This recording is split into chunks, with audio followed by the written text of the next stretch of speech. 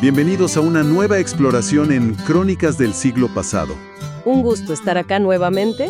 Hoy nos sumergimos en un texto clave de la colección Historia Integral Argentina, específicamente del tomo 5, Crecimiento y Desequilibrios. Exacto. Vamos a analizar en detalle un artículo titulado La Universidad Argentina entre 1901 y 1962, escrito por Juan E. Azcóaga. Un periodo clave, sin duda. Y además vamos a dar un vistazo a la cronología que acompaña este tomo. Nuestra misión, digamos, es desentrañar esa mirada crítica de Azcóaga sobre la Universidad Argentina en una época de enormes cambios. Exacto. Y para poner un poco en contexto, si te parece, hablemos de Juan Enrique Azcóaga, el autor. Sí, dale, perfecto. Bueno, según nuestras fuentes, él nació en Venado Tuerto, Santa Fe, allá por 1925, fue médico cirujano y doctor en ciencias médicas por la Universidad Nacional de Córdoba. Ah, mira vos. Una figura realmente importante, ¿sabes? Se lo considera el fundador de la neuropsicología acá en Argentina. Introdujo perspectivas, neurofisiológicas y reflexológicas en la región. Qué interesante. Y fue docente también, ¿no? Sí, fue docente en la UBA, dirigió a PINEP, que era una asociación clave en investigación neurológica, neuropsicológica, psicopedagógica. Y escribió obras muy influyentes, como Aprendizaje fisiológico y Aprendizaje pedagógico. Un referente. Totalmente. Falleció en Buenos Aires en 2015. Y este análisis que vamos a desgranar ahora, vas a ver, es muy incisivo sobre el papel de la universidad en esas décadas. Perfecto. Entonces, ¿por dónde arranca Azcóaga? ¿Cuál es la idea central, digamos, de su análisis? Mira, Azcóaga arranca con una tesis bastante fuerte, ¿no? Plantea que la relación entre la universidad y la sociedad argentina en ese periodo fue fundamentalmente contradictoria. Ujú. ¿Contradictoria en qué sentido? Él sostiene que la universidad no formaba una unidad con la sociedad, o sea, no era parte orgánica, sino más bien una estructura creada por la sociedad. Ajá. Y como tal, era incapaz por sí misma de generar cambios profundos en el entorno social. Es un producto, dice él, no un motor de cambio autónomo. Esa es su visión de base. Interesante esa atención inicial. Y para evaluar cómo le fue a la universidad en esas, 6 décadas más o menos, ¿qué criterios usa Azcóaga? Bueno, él establece 3 imperativos, 3 deberes fundamentales que, a su juicio, la universidad debería haber cumplido. A ver. Ser un factor que ayudara, que coadyuvara en las grandes tareas nacionales. Ujú. ¿Y qué serían esas grandes tareas? Él piensa en cosas como, romper con la dependencia externa, ¿no? Lograr un desarrollo autónomo, impulsar transformaciones sociales, económicas, ordenar la política, tareas enormes estructurales del país. Claro, un rol muy activo en el proyecto de país. ¿Y el segundo imperativo?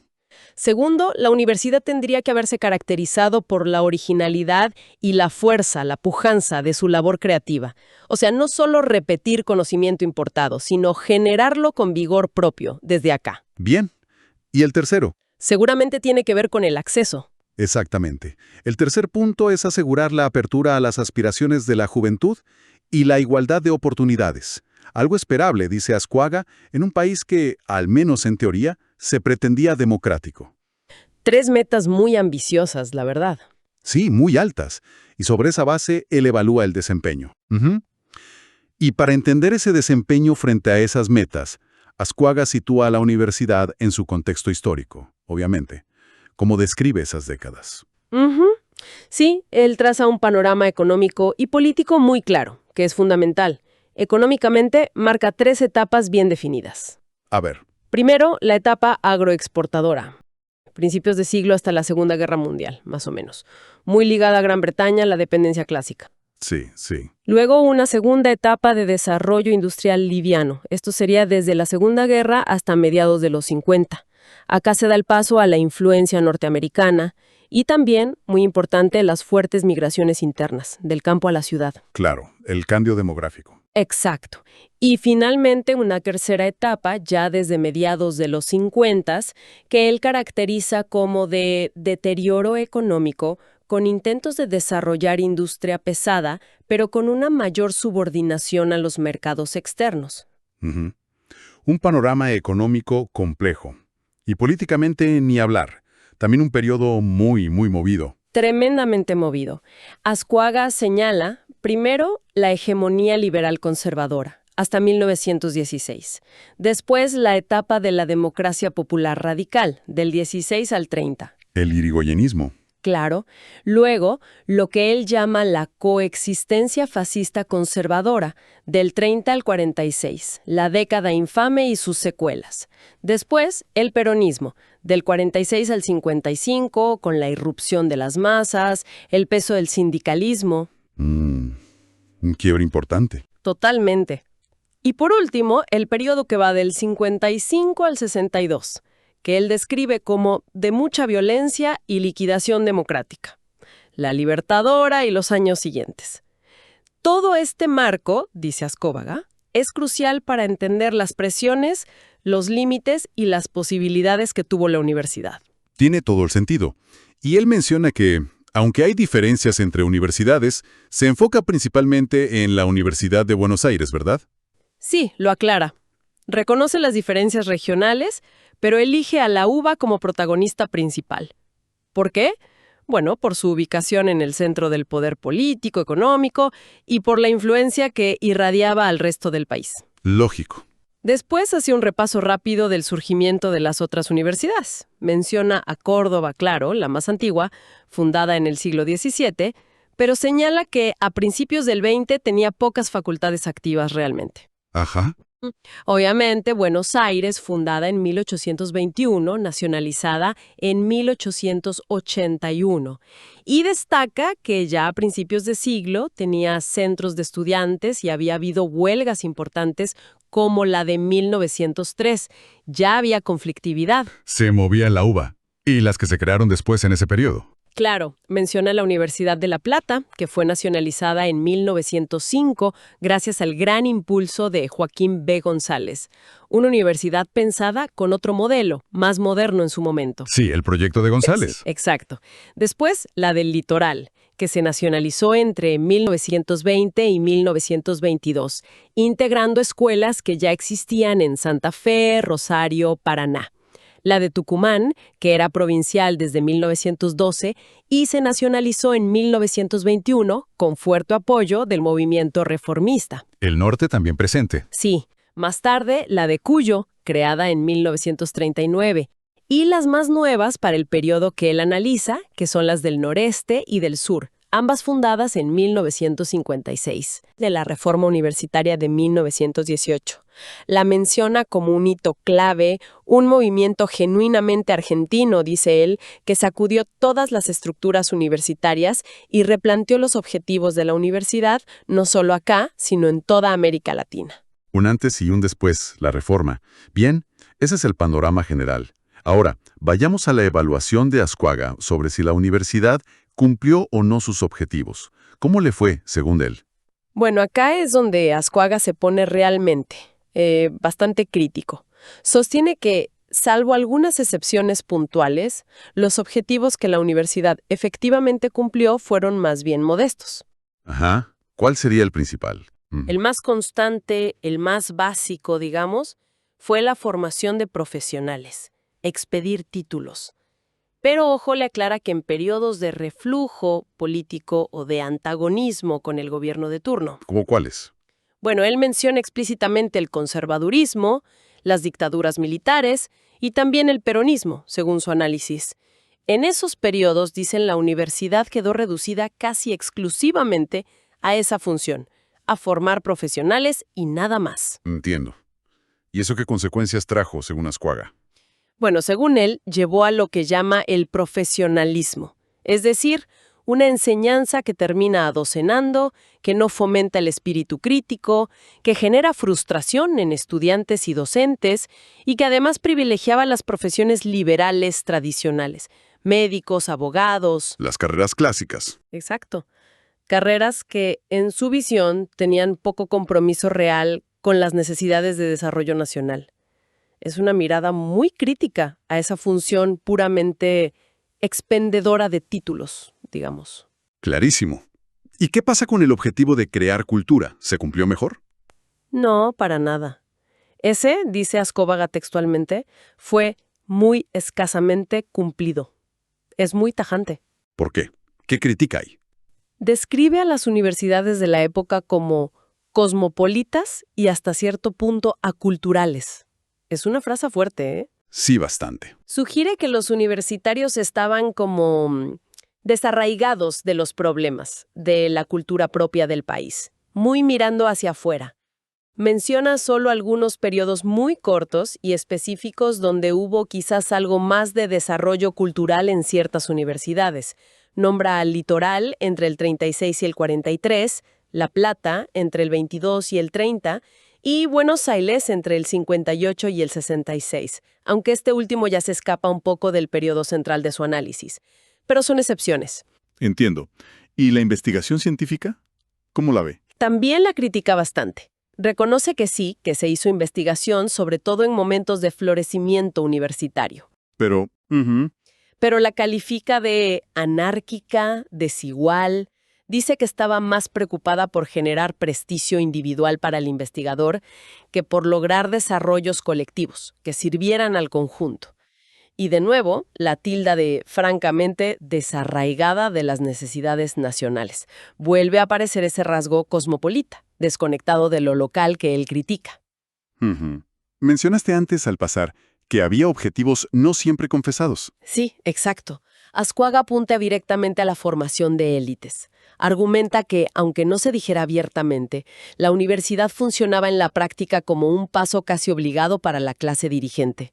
Ajá. Incluso cita a Honorio Pueyrredón, allá por 1904, quejándose de lo que él llamaba la invasión de elementos heterogéneos. ¿A quién se refería? A los hijos de inmigrantes que empezaban a llegar a la universidad. Ascuagua ve en esa cita una prueba de esa función elitista y dice que herramientas como el limitacionismo, o sea, restringir el ingreso, y los recortes de presupuesto eran usadas, consciente o inconscientemente, para mantener ese carácter de élite. Impactante esa cita de Pueyrredón, realmente. Bueno, y el último objetivo que habías mencionado, el de cumplir tareas nacionales. ¿Qué pasó con ese? Según Ascuaga, ese objetivo casi nunca se abordó dentro de las aulas. Dice que se planteó y se resolvió fuera, en las calles, en las luchas estudiantiles. Ah, mira. Sí, y remarca que a menudo fue con un costo muy alto, incluso con mártires estudiantiles. La universidad como institución formal, según él, estuvo mayormente al margen de esas grandes tareas nacionales que él había definido al principio. Durísima la evaluación de los objetivos, entonces. Pasemos ahora a las funciones concretas que cumplía la universidad. Empecemos por la docencia, la enseñanza. ¿Cómo la evalúa Ascuaga? Bueno, la función docente, dice Ascuaga, siempre se cumplió. O sea, clases se daban. Pero aclara enseguida, de manera muy insatisfactoria. ¿Por qué insatisfactoria? ¿Qué problema señala? Marca problemas que eran crónicos en esa época. Primero, el famélico presupuesto, así lo llama. La falta de fondos era constante. Segundo, la enorme cantidad de docentes ad honorem, o sea, sin sueldo o con sueldos bajísimos. Claro, eso afecta la dedicación. Totalmente. Y tercero, las clases magistrales multitudinarias. Cursos con cientos de alumnos donde era prácticamente imposible el contacto real, el diálogo entre el alumno y el profesor. Era una enseñanza muy masiva y distante. Y tengo entendido que critica mucho una institución muy tradicional de la Universidad Argentina. Sí, la emprende fuerte contra la cátedra.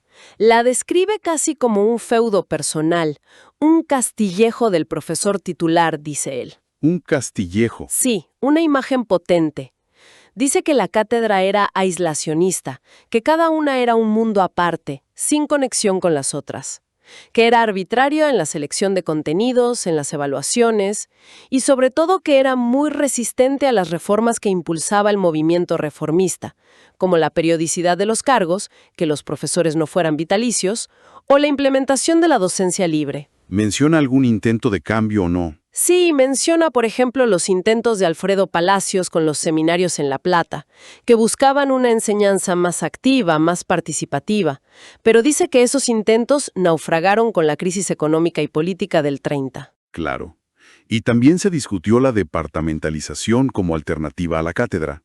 Exacto. Ascuaga analiza esa disposición, que fue fuerte en la UBA sobre todo entre 1957 y 1959. Muestra los argumentos a favor de crear departamentos, mayor funcionalidad, economía de recursos, interdisciplina, pero también los argumentos en contra. ¿Cuáles eran los temores? Bueno, el temor a que los departamentos generaran más elitismo todavía o un cientificismo muy abstracto, divorciado de la realidad política. O incluso el miedo a que se perdiera el espacio de debate político nacional que eran los consejos directivos de las facultades, basados en las cátedras. Su conclusión final sobre la docencia es que fue predominantemente catedrática, centrada en la figura del profesor, masiva, aislada y muy verbalista, muy de pizarrón y discurso, poca práctica. Entiendo. ¿Y la función cultural? Ya adelantaste que la veía como incumplida. Sí, lo reitera con fuerza. Describe al universitario argentino promedio de la época como inculto, aunque estuviera informado sobre temas generales. Le critica ese cosmopolitismo que mencionamos, ese tecnocratismo. Ujú. ¿Y qué más? Señala cómo este universitario convivía sin mucho escozor, dice él, con la cultura de masas que empezaba a surgir. Los diarios populares, las revistas, la radio, la incipiente TV, mientras consideraba la cultura más profunda, la alta cultura, como algo superfluo, un adorno, una visión bastante dura del perfil cultural del egresado. Ujú. Realmente. ¿Y qué hay de la función creativa? No solo investigar, sino formar pensamiento original. También la ve muy obstaculizada. ¿Por qué? Bueno, culpa principalmente a la enseñanza dogmática, esa que está muy enfocada en aprobar exámenes y nada más. El famoso zafar. Claro, critica todo el sistema de los apuntes, esa cosa de estudiar de resúmenes, la memorización que dura hasta el día del examen y después, bueno, se olvida todo. Y critica el sistema de exámenes en sí mismo, que describe como una experiencia a menudo traumática y arbitraria, donde a veces, dice Azcóaga, el profesor no evalúa sino que arbitra. Uf, qué frase. Sí, o sea, la conclusión es que ese sistema no fomentaba para nada el pensamiento crítico, ni la originalidad, ni la creatividad. Estaba diseñado para otra cosa, según su análisis. Profundicemos entonces un poco más en la investigación científica, que ya mencionaste que la veía con problemas. Azcóaga tenía varios puntos sobre esto, ¿no es así? Así es, le dedica bastante espacio. Primero, insiste en algo que hoy parece obvio, pero que quizás no lo era tanto, que docencia e investigación deben ir de la mano, que se fecundan mutuamente. Claro que el docente que investiga enseña mejor. Exacto. Y que el investigador que enseña mantiene una visión más amplia, más conectada con la formación. Esa combinación es clave para él. Pero critica fuerte cómo se organizó la ciencia desde el Estado en esa época. Sí, critica muy duramente la creación de estructuras estatales paralelas a la universidad para la investigación. El ejemplo que da es el CINICT, el Consejo Nacional de Investigaciones Científicas y Técnicas, creado en 1958. El actual CONICET, ¿no? El antecedente directo, sí. Azcóaga argumenta que crear este organismo por fuera de las universidades generó una superposición innecesaria de burocracia y sobre todo de presupuestos. Una duplicación de esfuerzos. ¿Y cuál era su propuesta? Bueno, él se pregunta, ¿por qué el Estado no confió la definición y ejecución de la política científica a las propias universidades estatales? Que ya existían, que tenían investigadores, que estaban más en contacto con las necesidades locales y regionales. Él cree que el saldo de esa duplicación de estructuras fue negativo para el desarrollo científico global del país. Interesante el planteo. ¿Y sobre qué temas se investigaba? ¿Detecta algún sesgo ahí? Sí, Azcóaga detecta un posible sesgo en la financiación. Sugiere que se tendía a privilegiar áreas como biología o medicina, quizás por el prestigio internacional que daban, o por la influencia de ciertos grupos. ¿En detrimento de otras áreas? Claro, en detrimento de otras áreas que quizás estaban más conectadas con el desarrollo productivo nacional, como podían ser la física, la química, la geología, la economía aplicada. Habla de una tendencia a seguir las modas científicas internacionales, lo que él llama una modernización refleja, en lugar de una planificación basada en las necesidades concretas del país. También toca un tema que sigue siendo actual, la fuga de cerebros. ¿Sí? Totalmente. Menciona la cifra, que para la época era impactante, de unos 4.000 científicos y profesionales argentinos que emigraron entre 1951 y 1962. ¿Y a qué lo atribuye él? Bueno, lo atribuye a dos factores principales. Por un lado, la obvia inestabilidad política y económica crónica del país, que expulsaba talento. Pero por otro lado, y esto es interesante, también lo vincula a esa formación cosmopolita del científico argentino que él criticaba.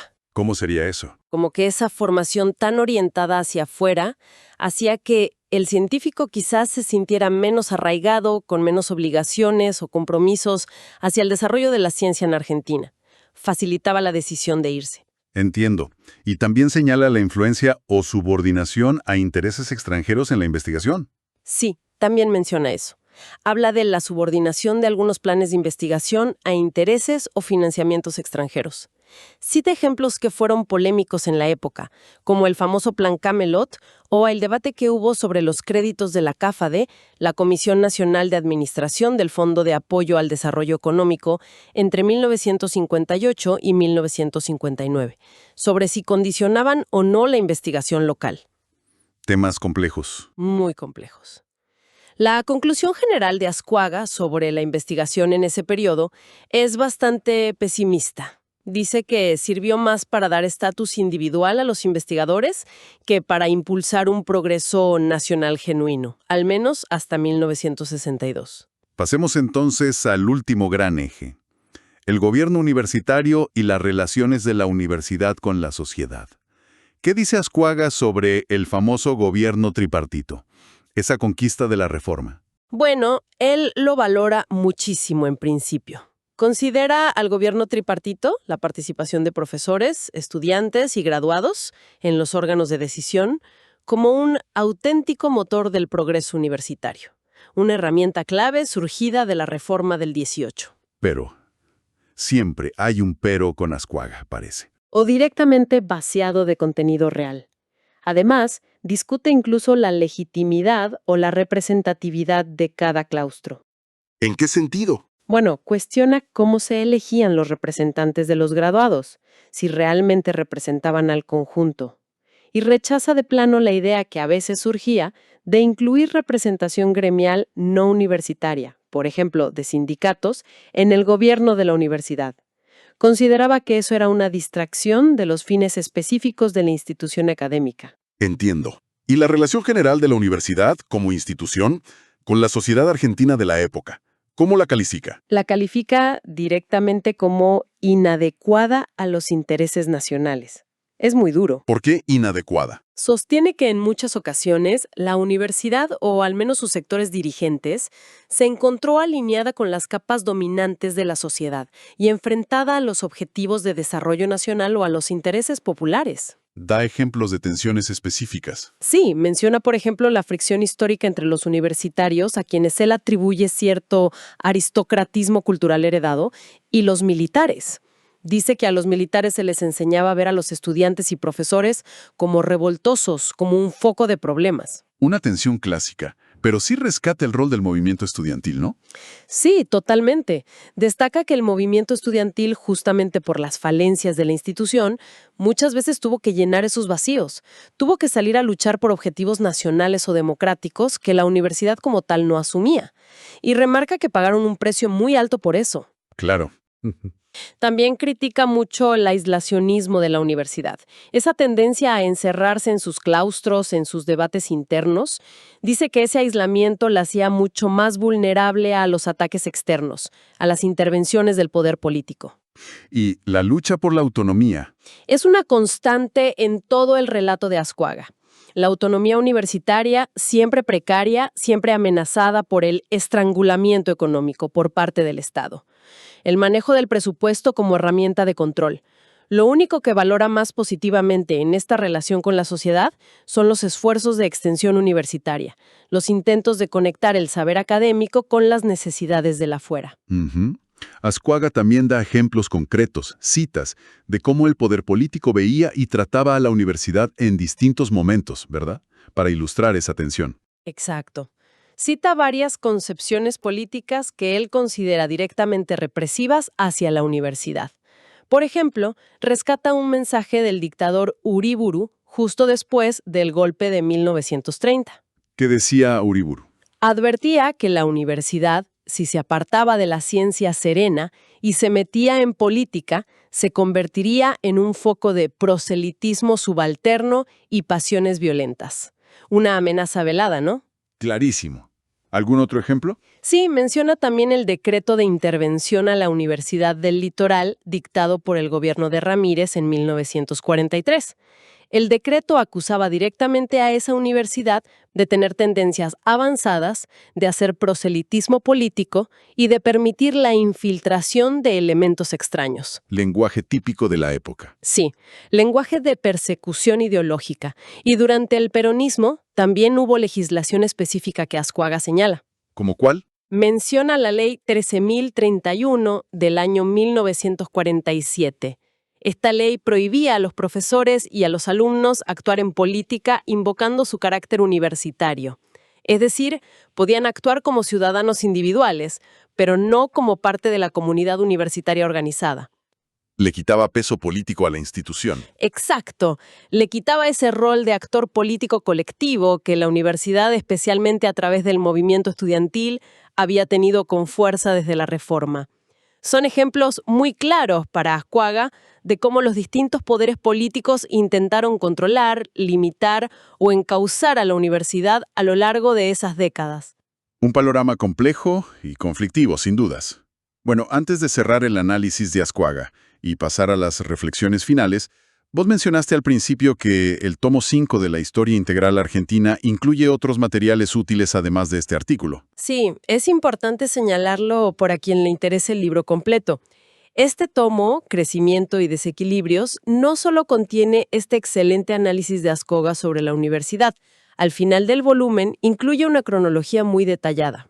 ¿Qué periodo abarca esa cronología? Abarca el periodo 1881 a 1914. Registra año por año los sucesos políticos, económicos, sociales clave de esa etapa. Desde la Ley 1420 de Educación, las presidencias de Roca, la Revolución del 90, la Ley Sáenz Peña, hasta el impacto inicial de la Primera Guerra Mundial en la economía argentina. Es muy útil para tener el contexto general. Bárbaro. Y también mencionaste material visual. Exacto. El tomo presenta una extensa nómina de ilustraciones. Hay muchísimas fotografías de la época, caricaturas políticas que son geniales para entender el clima, mapas históricos, reproducciones de documentos. Todo eso complementa visualmente los textos y ayuda mucho a meterse en la atmósfera de esos años. Son herramientas muy valiosas para el lector interesado. Perfecto. Bueno, todo este análisis de Juan E. Azcóaga, escrito hace ya varias décadas, sobre un periodo que terminó hace más de 60 años, inevitablemente nos deja pensando en el hoy, ¿no? Sus críticas, sus observaciones, resuenan de maneras muy interesantes. Totalmente. Es casi imposible leerlo sin hacer paralelismos o contrastes. Por ejemplo, esa relación contradictoria que él veía entre universidad y sociedad. ¿Cómo se percibe hoy? ¿Sigue existiendo esa tensión, ese desencuentro que describía Azcóaga? ¿O quizás se logró una mayor integración con las demandas sociales y nacionales? Es una pregunta clave, sí. ¿Ha logrado la universidad actual superar ese supuesto aislacionismo que Azcóaga criticaba tan fuerte? ¿O sigue habiendo una desconexión, una distancia entre el mundo académico y las necesidades o las urgencias del país? Él hablaba de un cosmopolitismo acultural. ¿Se ha fortalecido desde entonces un vínculo más sólido con la identidad y los problemas nacionales? ¿O no tanto? Y la fuerte crítica al profesionalismo. Esa idea de reducir la misión universitaria a ser una mera fábrica de títulos, quizás descuidando la formación crítica o el compromiso con el desarrollo nacional, es una tendencia que todavía identificamos hoy.